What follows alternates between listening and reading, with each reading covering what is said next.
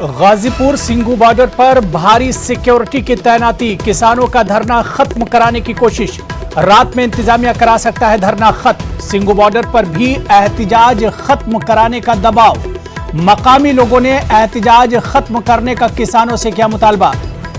किसानों ने एहतिजाज खत्म करने से किया है इनकार। किसान लीडर राकेश टिकैत ने किया ऐलान, किसानों का धरना यूं ही चलता रहेगा, किसान एहतिजाज पर डटे रहेंगे।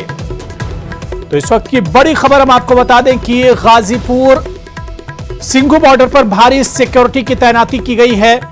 इंतजामिया के अफसरान किसानों से बातचीत करने के लिए पहुंचे थे, लेकिन किसानों ने बातचीत करने से इनकार कर दिया।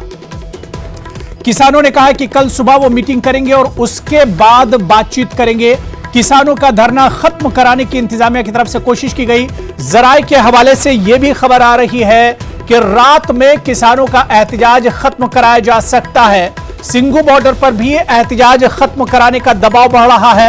मकामी लोगों ने एहतिजाज खत्म करने का मुतालबा किया है, तो दूसरी तरफ किसानों ने ऐलान किया है कि वो अपना एहतिजाज खत्म नहीं करेंगे। गाजीपुर बॉर्डर से ही अपने एहतिजाज पर वो डटे रहेंगे।